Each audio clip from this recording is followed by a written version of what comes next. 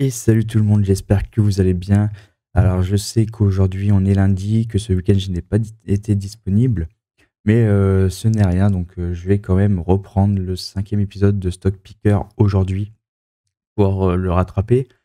Et aujourd'hui ça va être une vidéo assez spéciale puisque on va pas forcément beaucoup parler des actifs que je trade ou que j'analyse, mais on va parler un peu plus de l'envers du décor. Donc parler un peu plus de trading logger, de journal, et cetera. De montrer vraiment, on va dire, l'envers du décor du trading. Puisque, le trading, c'est gentil, c'est beau, on est là, on rigole, on parle de setup, on rigole, on monte des charts, des setups, de ce qu'on voit. Mais, 95 du travail du trader, ce n'est pas de regarder la charte et de voir s'il y a un setup ou non. C'est surtout, de montrer les bonnes pratiques et ça commence par exemple, la construction de, son journal, du suivi, de son état émotionnel, le suivi de ses setups, de savoir ce qui fonctionne pas, de d'analyser tout ça et c'est ce qui demande énormément de travail pour un trader donc on va justement parler un petit peu de tout ça pour, pouvoir mettre un peu, un mot, pour mettre une image un peu sur cet envers du décor, en fait, que malheureusement peu de personnes font. Donc, aujourd'hui, on va parler un peu de tout ça et de mise en pratique et justement, je vais, pour, on va dire, pour la démonstration, pour la bonne des bonnes pratiques, je remettrai tout cela en place aussi avec vous. On verra, juste après, plus tard dans la vidéo, pour un petit événement assez particulier. Donc, on verra ça juste après. Donc, vous pourrez retrouver dans le Discord, notamment certaines documentations concernant, on va dire, un peu, l'autodiscipline, et cetera.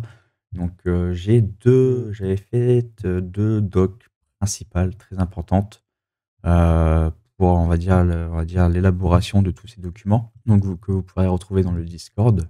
Donc, si jamais le Discord sera en lien dans les commentaires et dans la description. Donc, je vais pas forcément vous lire, tout ce qui est écrit, mais on va passer surtout par les étapes les plus importantes. Donc, vous avez ici un texte qui explique surtout pourquoi avoir un plan.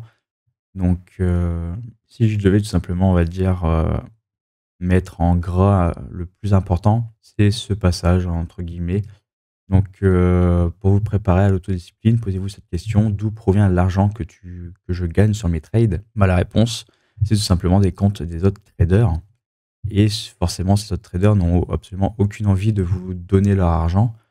Donc, ces personnes sont déjà en train de travailler sur eux-mêmes, de mettre en place ce qu'il faut pour faire en sorte, de ne pas vous laisser prendre leur argent, en fait. Donc ils sont déjà en train d'établir des stratégies, d'améliorer leurs connaissances, de mettre en place, du journal, de mettre en place tout ce qu'il faut pour, on va dire un peu transformer leur intuition en données et d'avoir une réelle, on va dire une réelle substance d'analyse plutôt que, de trader au doigt mouillé et de ne pas se rendre compte en fait des erreurs qu'on fait et du coup de ne pas pouvoir entre guillemets «les corriger». Donc dans un premier temps, c'est la construction du trading plan qui est très, très, très important et ce trading plan doit contenir des éléments psychologiques et personnels. Donc, en parlant de personnel, parlant du psychologique d'abord, c'est d'abord de refléter qui vous êtes, votre propre psychologie, ce que vous souhaitez accomplir, puisque forcément personne n'est pareil dans le monde, personne ne va réagir de la même manière. C'est-à-dire que ça me fait penser à une étude qui avait été faite, où on avait donné à 20 traders différents le même trading plan, les mêmes trades. Donc, c'est-à-dire qu'avec le même trading plan, les mêmes critères de setup, on s'attendait, heu, entre guillemets, à ce que à la fin de l'étude, tous les traders possèdent le même portefeuille à la fin puisque les règles étaient les mêmes pour tout le monde en termes de sizing, en termes de risque, en termes de setup pour prendre les positions et cetera et au contraire, qui a semblé étonnant, alors que ça ne le devrait pas, c'est qu'à la fin de cette étude, les 20 traders possédaient un portefeuille final complètement différent l'un de l'autre. Donc, ça montre à quel point tout le monde est différent, tout le monde ne réagit pas de la même manière et que, par exemple, vous pouvez même reprendre cette étude et reprendre ces 20 traders. Sauf qu'à la fin de leur donner un trading plan tout fait, tout mâché, vous pouvez tout simplement leur dire: OK, vous achetez tel actif, un stop à tel niveau, TP à tel niveau. En fait, c'est un peu le principe du copy trading. Et vous allez vous rendre compte aussi que même à travers le copy trading, à la fin, personne n'aura le même portefeuille parce qu'en fait, les gens vont suivre aveuglément une position qui leur a été donnée. Sauf que, étant donné que leur argent est entre guillemets mis à risque dans le marché, travaille réellement, ces personnes vont réagir de manière totalement différente l'une de l'autre par rapport au risque et par rapport à voir cet argent travailler. Donc, il y aura tout simplement des personnes qui vont se dire: «OK, je vais être un peu plus prudent, à tel niveau, je vais peut-être monter mon stop et si ça redescend, bon, je vais me faire stopper». Cette personne va peut-être se faire stopper tandis qu'une autre personne sera toujours dans le trade et si le trade est perdant, bah, la deuxième personne, elle, prendra une perte alors que le premier aura pris, 0 perte. Si le trade est gagnant, bon, bah, il y aura peut-être une personne qui va prendre du profit alors que la première personne avait pris aucun profit. Enfin bref, ça montre que tout le monde est différent, tout le monde n'a pas la même façon de réagir, n'a pas la même sensibilité émotionnelle vis-à-vis du marché.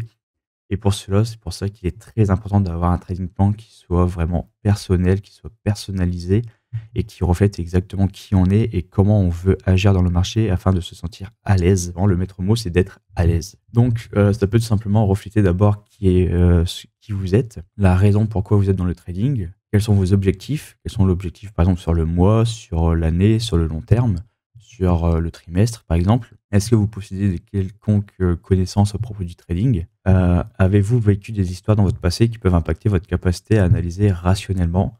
Donc ça, c'est vraiment quelque chose qui est très, très, très important parce que enfin, des histoires qui peuvent empêcher une personne d'analyser rationnellement, ça arrive énormément et surtout en crypto. Parce qu'en crypto, il peut y avoir des histoires folles où les gens vont, entre guillemets, comme on dit, «make it», en quelques jours. Donc par exemple, je sais pas, je vais prendre un exemple tout bête, l'exemple, qui vient d'arriver très récemment, c'est le listing de Aster.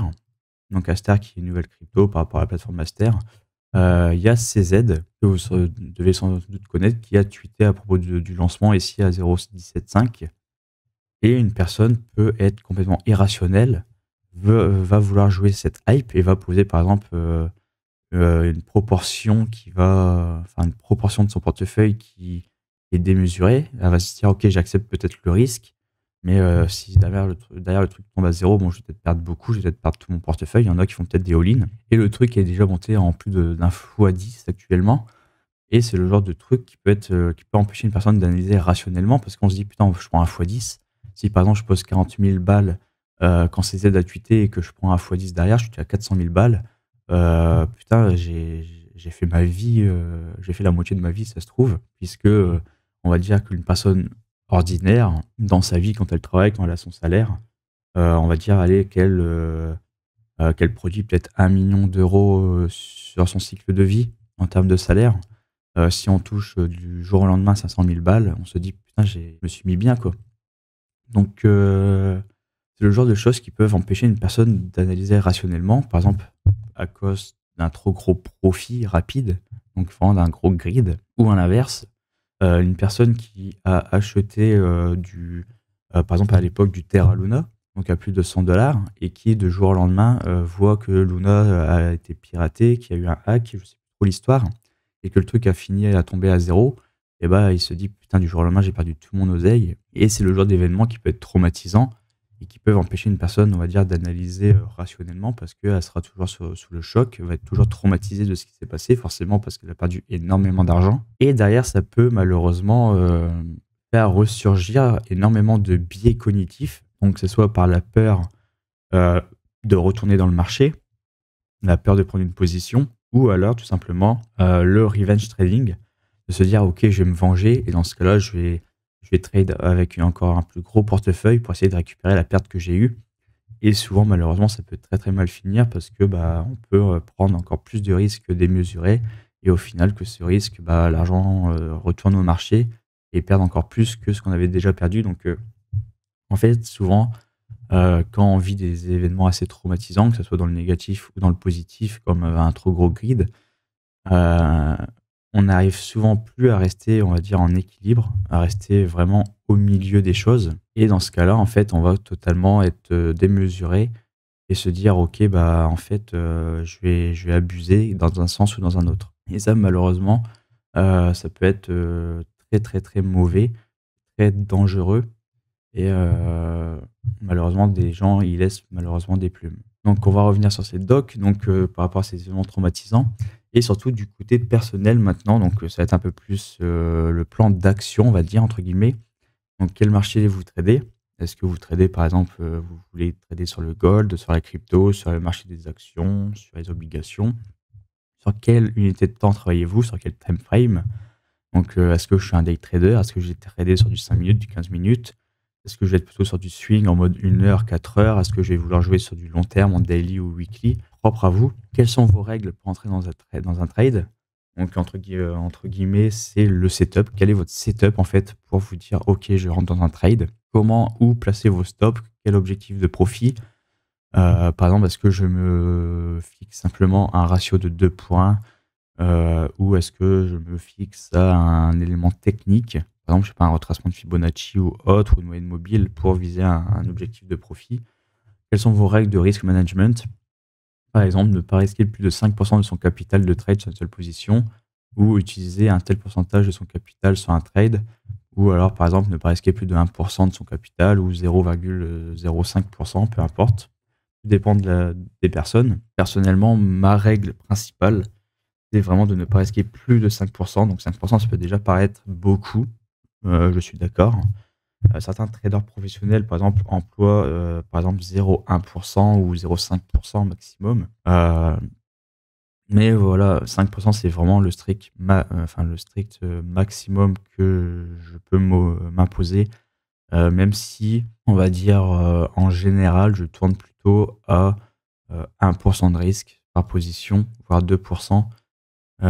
Mais parfois, ça m'arrive de monter à 5 par exemple, surtout sur de l'invest, à long terme, comme vous avez déjà pu voir sur mon trading plan pour, le CAN-SLIM et le VCIM. Mais par exemple, pour mon CTO trading, je tourne à environ 2 2,5 actuellement. Donc voilà, ça montre aussi un peu la différence. C'est des choses qui peuvent varier selon comment je ressens les choses. Donc au plus je vais être, on va dire, confiant, je vais être à l'aise et au plus je vais augmenter un peu mon risque, tout en ayant toujours cette limite de 5 maximum. Donc la construction de son plan, forcément définir la stratégie de trading, enfin la stratégie de trade, donc ça c'est le setup. Donner un même graphique à 100 traders et vous aurez 100 visions différentes. Personne n'utilise les mêmes indicateurs, personne n'utilise les mêmes, on va dire, théories de trading, n'utilise les mêmes façons d'analyser. Donc, comme je le dis, certains privilégient, l'analyse du prix purement graphique, donc les patterns de prix, les candlesticks, les bougies, pendant que d'autres se laissent guider par l'analyse technique, donc l'utilisation d'indicateurs. Donc, il n'existe forcément aucune stratégie de trade parfaite. Aucune stratégie de trade n'est meilleure qu'une autre. Tout va dépendre de la personne qui l'utilise et de comment elle l'utilise et de comment elle se sent avec. Et ça, c'est vraiment le truc le plus important, c'est d'utiliser vraiment un setup, une stratégie qui nous met à l'aise et entre guillemets nous permet vraiment de trade comme un robot, de pouvoir respecter juste son entrée, les sorties et de ne entre guillemets «ne rien ressentir» quand le trade est en place. Il vaut mieux, utiliser par exemple un setup qui ne fonctionne que 35 à 40 du temps, mais avec lequel vous vous sentez totalement à l'aise, que vous êtes, OK avec tout ce qui se passe et que franchement, vous ressentez pas votre cœur qui bat à 1000 à l'heure, plutôt qu'un setup qui fonctionne par exemple 80-85 du temps, mais qu'à chaque fois que vous prenez un trade, vous êtes là à claquer des dents, vous mettez vos ongles, vous rongez les ongles, vous avez le cœur qui bat à 1000, vous êtes en sueur et donc vous pouvez pas vous empêcher de regarder, le trade en cours, de regarder la charte, de savoir enfin, est-ce que le TP va être pris ou est-ce que le stop va être pris. Donc voilà, vaut mieux utiliser un setup qui nous soit fiable, qui nous rende, à l'aise, plutôt qu'un setup qui, nous mette en stress permanent, même si celui-ci peut fonctionner, 80 du temps alors que l'autre fonctionne que 40 du temps. Donc construction du setup, donc personnellement, je recommande d'utiliser au moins 2 voire 3 raisons pour prendre un trade. Les 3 raisons sont simples, c'est la localisation, ensuite le momentum, puis la structure. Donc, pour ma part, lorsque je développe des setups, très souvent, je me base sur ces 3 critères pour justement, élaborer mon setup. Donc, voilà, donc on va passer maintenant, là, on a un peu un speech sur le risque. Donc le risque, j'en ai parlé vaguement juste avant. Vous pourrez le retrouver également dans là-dessus avec un exemple, en conciliant forcément, risque, taille de position et ainsi que les objectifs, de prix, par exemple, en parlant de risk reward et avec un tableau qui représente, on va dire, quel est le minimum à avoir en risk reward pour qu'avec, tel pourcentage de win rate, on soit au minimum, neutre, c'est-à-dire, delta neutre, qu'on ne perde pas d'argent, mais du coup le RR minimum à avoir pour, heu, envisager un peu de profit quand même. Donc ensuite, le travail sur soi, ça c'est le plus important.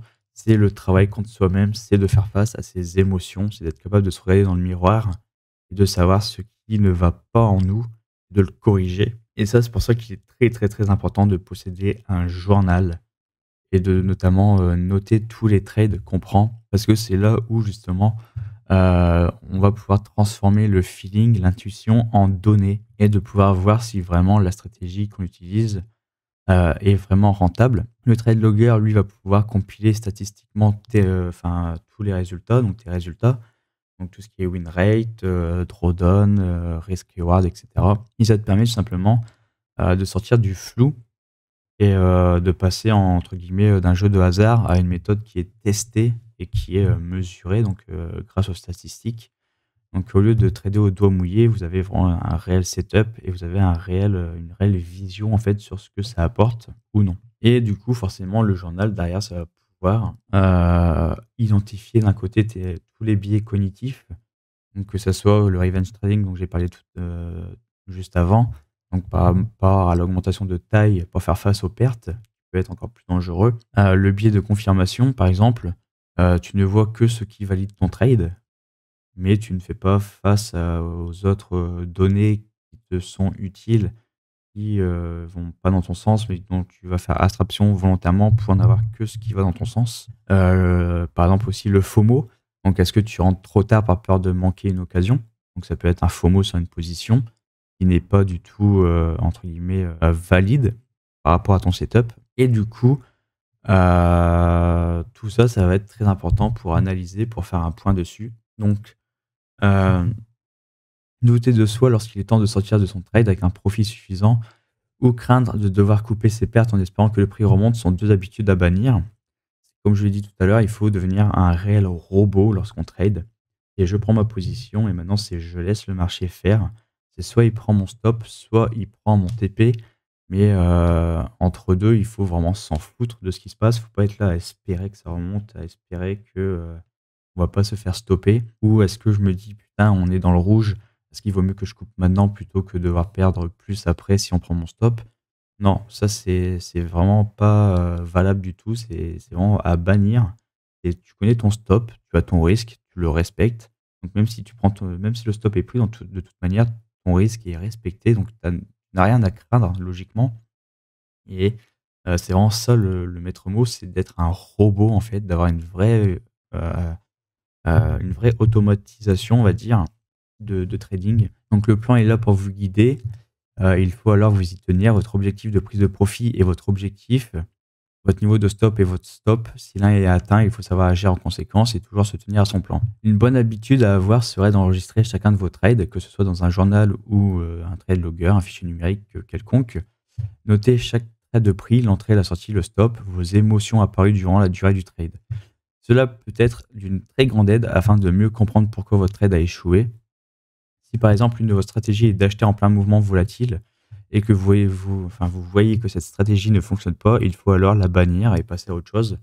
Donc, par exemple, je peux vouloir trader la volatilité, mais me rendre compte qu'au bout de 10-20 trades, en fait, à chaque fois que je prends une position, bah, je me rends compte que cette volatilité, me met dans un état de stress, me met, vraiment mal et je peux me rendre compte que, ouais, non, en fait, c'est pas pour moi de trader la volatilité et je vais peut-être préférer du coup trader, par exemple, avec un setup de range, par exemple, pouvoir trader, dans un range. Dans le cas où vous voyez que vous continuez à suivre cette méthode, c'est alors clairement un problème comportemental et si vous n'êtes pas capable de modifier votre comportement, heu, malheureusement le trading n'est pas fait pour vous parce que le trading, c'est aussi être capable de corriger les erreurs qu'on fait. Donc que ce soit, technique, mais surtout comportemental. Parce que les problèmes comportementaux, il en existe énormément. Par exemple, est-ce que, est-ce que le trade que je prends, c'est un setup qui est dans mon plan? Ou est-ce que j'agis par exemple, en dehors de mon plan? Donc agir en dehors de son plan, c'est un problème comportemental. C'est se dire: «OK, c'est pas dans mon plan, mais là, je vois peut-être un truc, j'ai envie d'y aller», mais en fait, on y va au feeling, clairement. Est-ce que je rentre trop tard ou trop tôt dans mon trade? C'est un autre problème comportemental. Admettons que, dans mon setup, je veux voir un W se poser, en tout cas, pour prendre une position et bah, un problème comportemental qui peut arriver, c'est par exemple, j'ai ce W qui arrive, tac et je me dis: «En fait, putain, j'ai pas envie de rater le breakout du W, je vais acheter ici direct et comme ça, si on casse le W, je serai déjà dans position». Non, ça, c'est un problème comportemental parce que en fait, tu rentres trop tôt. Parce qu'en fait, ta structure n'est même pas encore validée. Tu sais même pas si on va venir casser la neckline et ça se trouve derrière, on va juste repartir et ainsi de suite et si tu prends ta perte, bah, tu vas te retrouver comme un con parce que tu vas te dire: «Putain, je prends une perte». En fait, si j'avais su, j'aurais pas pris la position parce que le W était même pas encore confirmé. Donc ça, c'est pareil, c'est une erreur du coup. Si ça arrive de se dire: «OK, il faut que je sois capable de corriger cette erreur» et de me dire: «Je ne rentre plus jamais dans ce genre de scénario et j'attends vraiment que, le W derrière, tac, se confirme et là, maintenant, je peux prendre ma position et là, je respecte tout». S'engager dans cette stratégie de trade, donc bien souvent, on a tendance à essayer une stratégie de trade puis n'obtenant pas les résultats souhaités, on décide de la changer pour une nouvelle. Ça, c'est pareil, c'est aussi malheureusement une erreur que beaucoup font parce qu'ils recherchent toujours la perfection, ils recherchent toujours à améliorer, à faire toujours mieux. Mais en fait, il faut comprendre qu'en trading, le setup parfait, le setup qui va vous faire gagner à 100% des coups, n'existe pas. Tout simplement, vous aurez toujours des pertes. Toujours, toujours, vous aurez des pertes. Ça arrivera toujours quoi qu'il arrive. Mais il faut juste être en accord avec ça et surtout être en accord avec, par exemple, ce qu'on appelle le drawdown, donc c'est la perte maximale, sur une série de pertes, par exemple. Donc l'élaboration d'une stratégie parfaite est à oublier, il n'en existe pas. Vous serez toujours soumis à des trades perdants. Dans le cas où les tests papier, de votre stratégie montrent que la performance n'est pas suffisante, il est alors possible de la changer ou de l'améliorer afin de produire une stratégie gagnante sur la durée. Donc on peut, par exemple, élaborer des stratégies, mais se rendre compte que, malheureusement, elle n'est pas du tout gagnante. Au contraire, elle fait perdre de l'argent sur le long terme. Et là, par contre, on peut se dire: «OK, là, je vais essayer de l'améliorer» et peut-être qu'en ajoutant peut-être un indicateur, une autre source de confirmation, on va l'ajouter, on va se rendre compte que au bout de 20-30 trades, ah bah, finalement mon equity curve, on va dire ma courbe de résultats, remonte un petit peu et là, je vois que, cette stratégie devient gagnante et là, ça devient beaucoup plus intéressant du coup. La revue de plan, donc ça, c'est très, très, très important où, vous allez vous poser un jour dans la semaine, par exemple le week-end, vous allez vous dire: «OK, le samedi ou le dimanche, je fais une revue de mon plan. Je, retourne voir mon journal, tout ce que j'ai noté». Donc je revois tous mes trades, je revois toutes les émotions associées et je peux potentiellement justement, visualiser, on va dire, quelque chose qui n'a pas fonctionné. Donc ce qui est très, très, très important parce que justement en notant toutes tes émotions et tes décisions en fait au moment du trade, tu vas pouvoir en fait tout simplement identifier des schémas récurrents. Par exemple du FOMO, du revenge trading, une entrée trop tôt dans mon setup, qui n'est pas encore totalement confirmée et je vais pouvoir tout simplement les corriger. Les corriger soit, en me forçant dans mon comportement à les corriger si j'y arrive et c'est le plus simple ou alors en me créant par exemple, un autre support pour, m'aider à «valider» entre guillemets, mon trade. Par exemple, c'est quelque chose que j'ai fait donc, à l'époque où je faisais du day trading. J'employais un setup et j'avais un peu du mal à me fixer justement, toutes mes, d'avoir toutes, mes pardon, tous mes critères valides, surtout au niveau du momentum et du coup, je me suis tout simplement créé, une checklist où voilà, en fait, ce que je voulais, c'est, faire une checklist. Est-ce qu'on a passé la kill zone? Oui, non. Est-ce que j'ai, mon momentum, donc sur le RSI, est-ce que j'ai un double W ou un double M à traverse, la ligne des 50? Oui ou non? Est-ce que j'ai mon W ou le M sur le prix? Oui ou non? Et je pouvais tout simplement, visualiser mon setup où je pouvais dire: «Est-ce que la kill zone a été passée?» Donc, est-ce que, on est en dehors de cette zone? Oui ou non? Donc, je prenais position tout simplement si j'avais oui tout partout. Donc, j'ai on va dire j'ai 3 verts. Là, je me dis: «OK», la loupiote, ça s'allume dans ma tête et je me dis: «C'est bon, le trade est prenable». Par contre, si je vois qu'en analysant, je me dis: «OK, non, Killzone n'avait pas passé, j'ai ça, mais j'ai ça. Merde, j'ai un rouge ici, c'est mort, je peux pas prendre le trade». Et là, au moins, ça va me forcer vraiment à respecter mon setup et à le prendre tel quel, comme je me suis dit de le respecter. Donc, très, très, très important. Donc, c'est le genre de tout simplement de checklist que je m'étais faite. Donc tout le monde peut s'inspirer, par exemple, et se faire une checklist.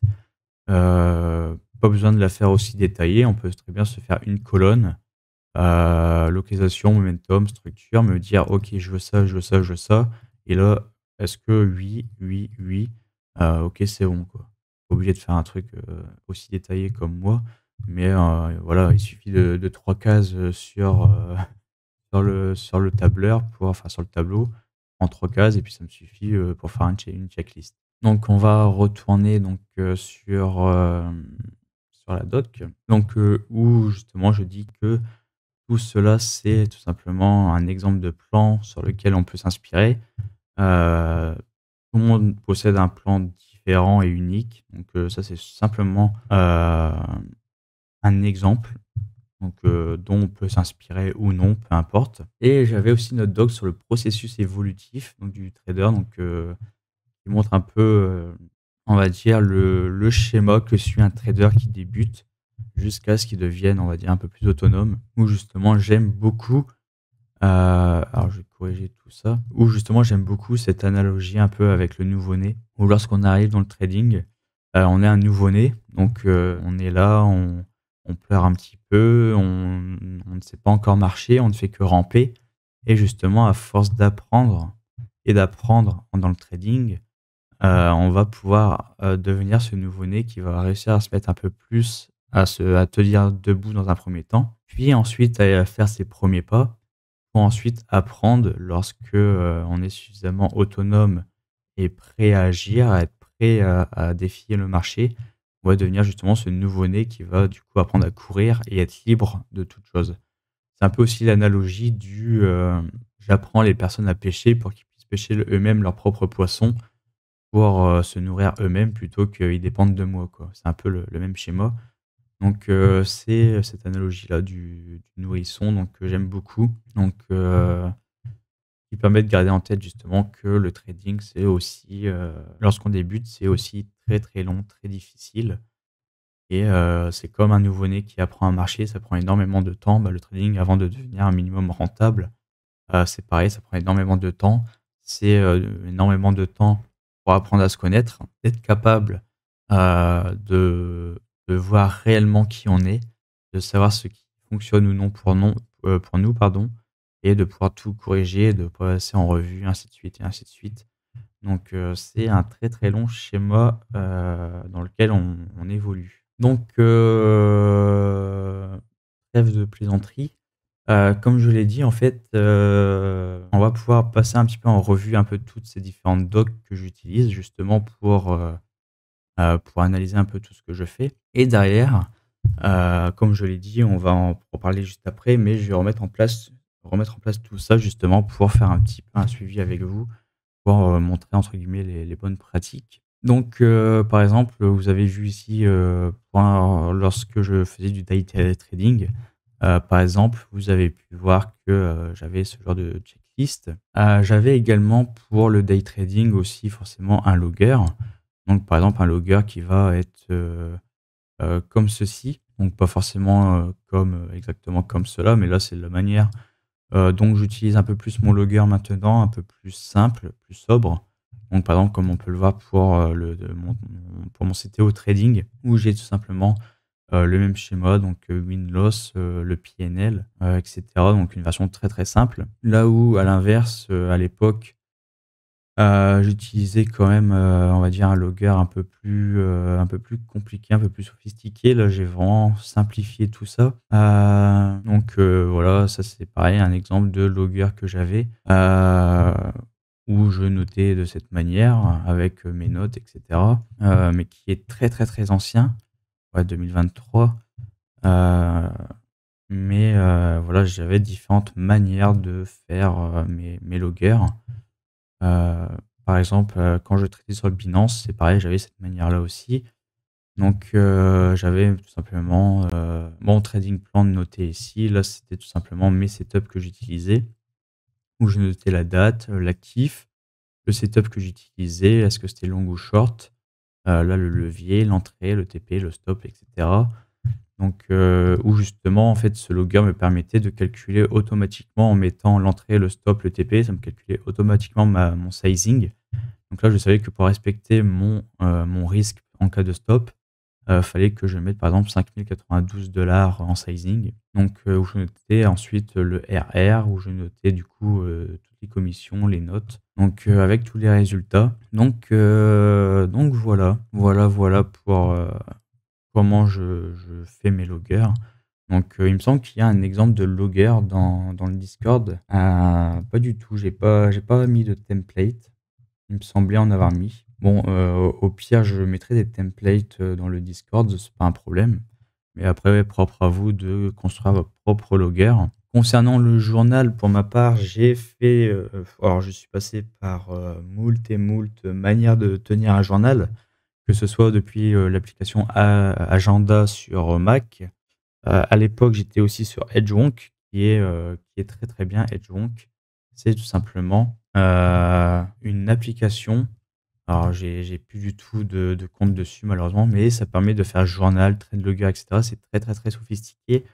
C'est un abonnement à l'année, que j'ai arrêté puisque, j'ai préféré quand même tenir le truc moi-même. Mais franchement très, très bien fait et franchement, si vous avez la flemme, de tenir un journal ou quoi qu'est-ce d'autre, de tout faire vous-même, franchement c'est une très, très bonne alternative. Donc voilà le journal, le trade logger. Vous pourrez également, voir un peu une autre manière que j'avais pour tenir un journal. C'était aussi sur, voilà, de cette manière sur, tout simplement, mon Google Drive où je notais, voilà, sur la semaine, tout ce que je voyais, tout ce que je faisais. Donc voilà, c'était ma manière aussi de tenir un journal. Puis après, j'ai fini par tenir un journal aussi, sur directement sur, là où j'avais mon logger. Donc c'était un peu plus ancien, mais j'avais, voilà, des exemples de journal où, par exemple, voilà, 2019, je tenais tout simplement, mon journal comme ceci. Donc voilà. Donc après, propre à vous de, fonctionner de la manière qui vous plaît le plus, avec laquelle vous vous sentez le plus à l'aise. Mais du coup, pour ma part, je vais tout simplement, vous reparler de tout ça puisque je vais décider de remettre en place un peu la manière de montrer un peu les bonnes pratiques. C'est ce que je ferai aussi pendant les épisodes Stock Picker. Donc on va continuer forcément à faire, tout ce qu'on fait, sur le marché traditionnel. Mais je ferai une deuxième partie aussi donc sur le stock picker où je ferai aussi une revue, parce que je vais me remettre entre guillemets un peu au trading sur la crypto. Car, du coup, on va parler d'Aster encore une fois. Donc Aster où, j'ai eu la chance de pouvoir rentrer assez tôt. Donc comme vous le voyez, j'ai pu accumuler à peu près 3 280 tokens. Donc je suis rentré dans les alentours de 40 à 62 centimes à peu près dans cette zone-là. Donc où j'ai pu accumuler un petit peu, donc j'ai placé, quelques petites billes et vraiment là, ce que je compte faire en fait, c'est vraiment de hold à long terme puisque, je suis OK avec cette prise de risque. Heu, je suis conscient aussi du potentiel que ça peut avoir, sachant que Aster est quand même backé par, Binance. Ça a le soutien de CZ et cetera et ça m'a fait penser à un tweet que j'ai vu, donc c'est vraiment d'une personne, je ne sais pas si vous connaissez sur le Twitter US, mais de Luke Martin, qui dit que, justement à l'époque quand Binance est sorti, c'était pas non plus la meilleure plateforme, C'était pas le truc le plus incroyable, mais ce qui a fait que Binance a pu performer et devenir ce qu'il est aujourd'hui, c'est qu'à l'époque, CZ a quand même pas mal boosté BNB, donc le token, de la plateforme Binance pour que, les yeux, soient un peu rivés dessus et que les gens commencent à aller sur Binance et je me dis: «Putain, mais pourquoi ce serait pas le même schéma qu'on ferait avec Aster?»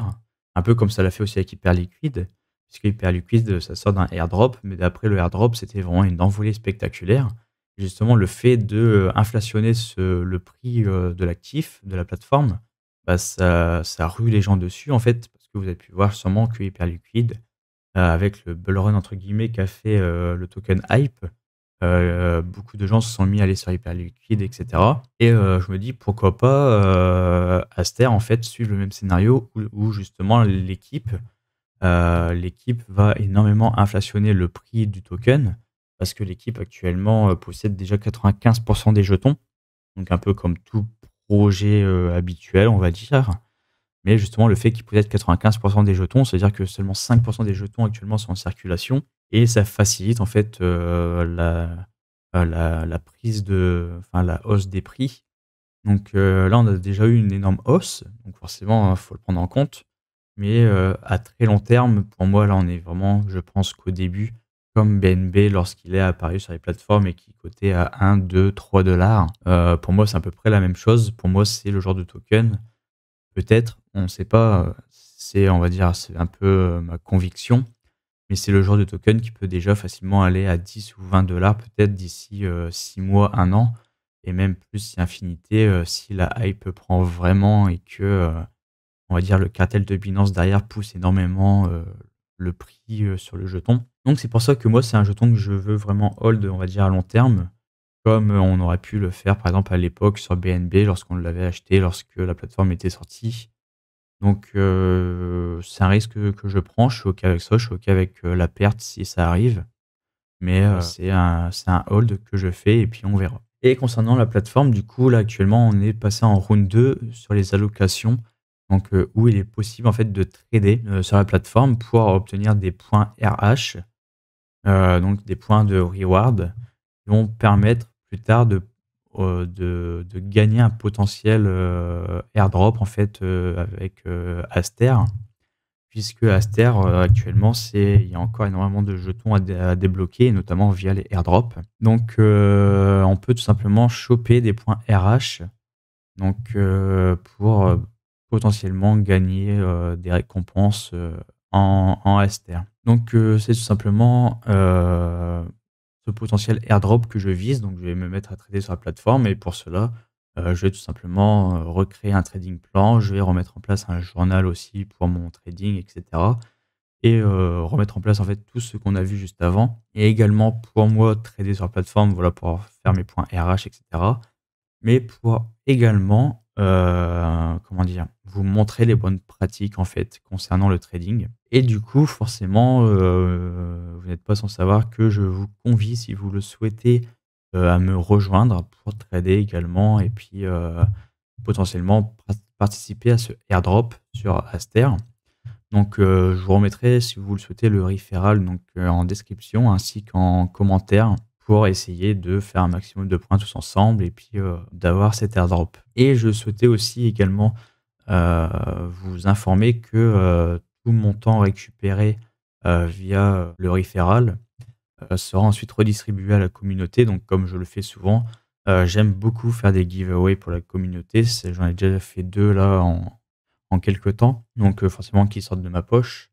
Mais voilà, s'il y a de l'argent qui sort, sur les referrals sur, Aster, en tout cas cet argent sera redistribué pardon via des giveaways et puis si vraiment on fait des grosses sommes, pourquoi pas, créer un énorme giveaway de plusieurs, milliers d'USDT si, la possibilité, se présente.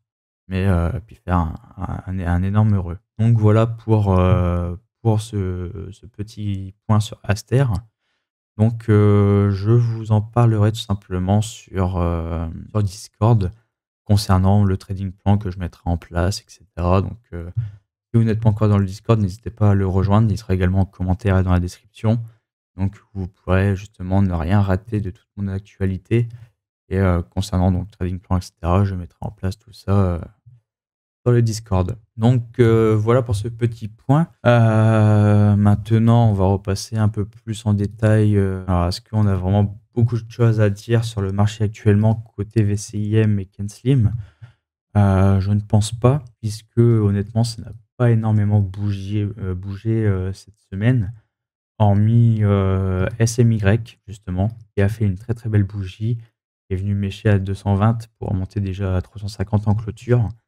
Malheureusement, je m'attendais quand même à ce qu'on revienne combler vraiment au complet ce gap, mais on a fait un énorme rebond juste avant. Mais je vais rester patient. Mon ordre est toujours sur les 200 de toute manière, sur les 2 centimes. Donc je vais tout simplement patienter dessus et puis attendre. Mais côté VCIM actuellement, là, voilà, j'avais pu remettre dans le Discord certains noms. Je crois même que j'en avais reparlé vite fait en vidéo également, mais voilà, ça reste des noms que je surveille, qui ne bougent pas beaucoup. Néanmoins, on a quand même Click qui est revenu quand même retester ce W. Donc en plus, on a cette moyenne mobile qui fait support, donc c'est dans le domaine du lithium, qui redevient du coup très intéressant et du coup, il est fort probable pour moi qu'à l'open, je prenne une position ici sur la neckline selon l'open qu'on aura, sur le marché. Mais en tout cas, Click, ouais, je vais me faire une position dessus du coup. Du coup, il y a que ça. Et du côté VCIM, clairement, c'est vraiment, très, très, très calme. On n'a pas grand chose à dire, hormis qu'il y a quand même des actions qui bougent pas mal. On a RRBB qui était assez intéressant justement avec cet OBV et on voit qu'il a pris 30 déjà, la dernière, journée. Il est déjà prêt à ouvrir en pré-market sur un gros gap en ouvrant à 7,82 pour l'instant. Donc ouais, il y a du mouvement dessus. Du mouvement également sur NXL, mais pas encore suffisant pour montrer quoi que ce soit. LOCL, qui a fait aussi une très, très belle bougie néanmoins. Donc très belle bougie. On va surveiller ça et GDEV aussi qui a pas mal bougé, qui est proche de confirmer son W weekly. Donc pareil, où je pourrais être potentiellement proche de prendre une position dessus. Donc voilà du côté vraiment traditionnel, donc sur les actions. Concernant ma watchlist, j'ai du coup que 2 noms qui ressortent pour une potentielle prise de position. Donc voilà, donc on verra ensuite dans la semaine ce que ça va donner. Donc voilà pour cette vidéo, donc j'espère que ça vous a plu. Si c'est le cas, n'oubliez pas surtout de ne pas vous oublier de vous abonner, de mettre un petit commentaire, un like, c'est très important pour le développement de la chaîne. Et moi du coup, pour le prochain épisode de Stock Picker, je vous dis, sans doute à ce week-end. Allez, ciao!